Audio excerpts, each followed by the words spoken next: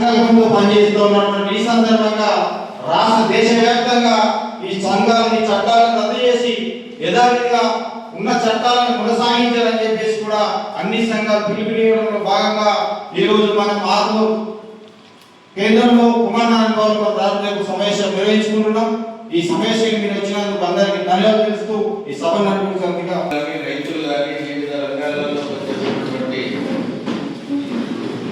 ప్రజలు కానీ కొట్లాడి సాధించుకున్నటువంటి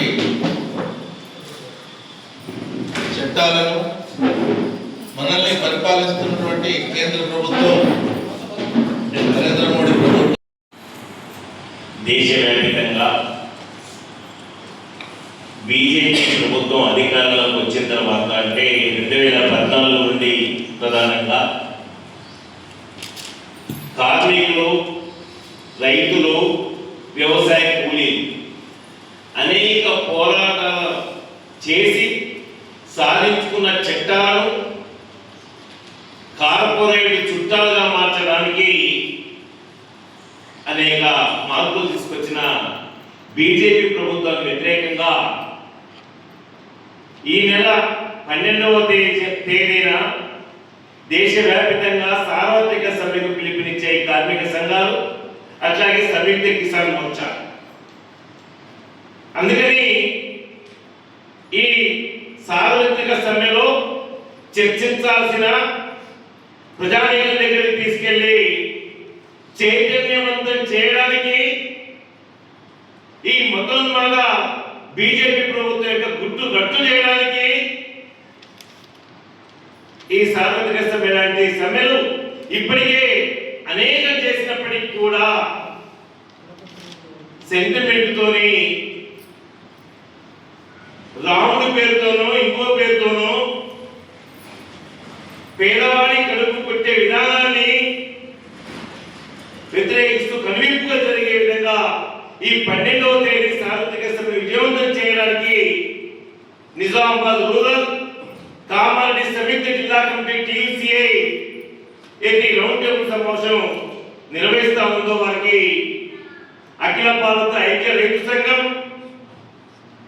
అట్లాగే ఎస్కేఎఫ్ తరఫున ఉద్యమ అభినందనలు తెలియజేస్తా ఉన్నాను. మన రమేష్ చెప్పాడు, 300 సంఘాలకు పైగా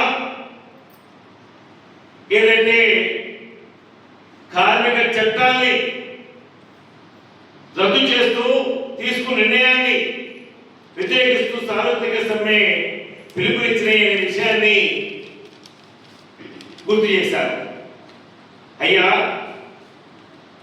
ఈరోజు మేడే స్ఫూర్తిగా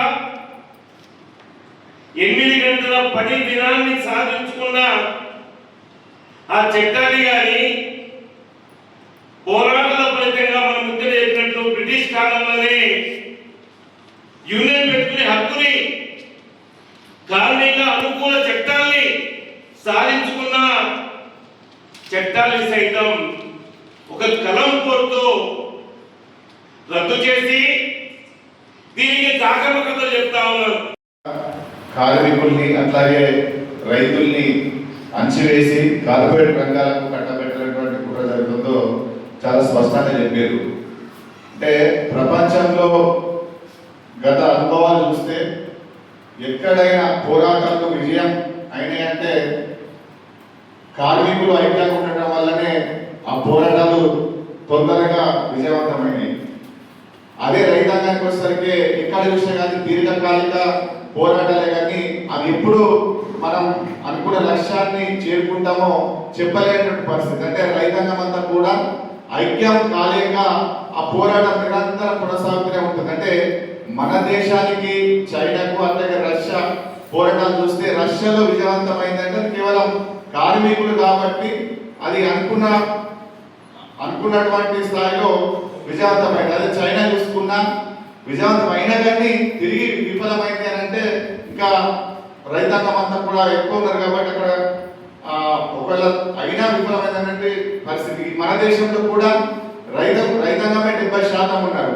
అందుకని మన దేశంలో రైతాంగం యూనిట్ ఉంటారు కాబట్టి అనుకున్నటువంటి ఫలితాలు సాధించినటువంటి పరిస్థితి. కానీ అదే కార్మికులు ఎక్కువగా ఉన్నటువంటి పరిస్థితులలో కార్మికులు ఎప్పుడు ఐక్యంగా ఉంటారో వాళ్ళు పోరాటాలు సాధించుకుంటారు, పోరాటాల ద్వారా విమానం సాధించుకునేటువంటి ఆలోచనతోటి ఇవాళ సంఘాలనే లేకుండా చేయనటువంటి బీజేపీ కుట్రలో భాగంగా ఆ సంఘాలు ఏర్పడేసుకునే దాన్ని పూర్తిగా తీసేయనటువంటి కొత్తగా తీసుకొచ్చి ఇవాళ మనం ఉండేటట్టు ప్రయత్నం చేస్తుంది. అట్లాగే కనీస వేతనాలు అంటే మన 10 గంటలు కానీ కనీస వేతనాలు కానీ అనేక సంవత్సరాలుగా కొట్లాడి పోరాడి ప్రజలను ఐక్యం చేసి సాధించుకున్న చట్టాలను వల్ల మన నుంచి దూరం చేసి మళ్ళీ మనల్ని తిరిగి పేదరికంలోకి నెట్టేసినటువంటి కుట్ర భారతదేశంలో జరుగుతున్నట్లుగా చాలా స్పష్టంగా గత 12 సంవత్సరాలుగా బీజేపీ పరిపాలన చూస్తే కనబడతా ఉన్నది.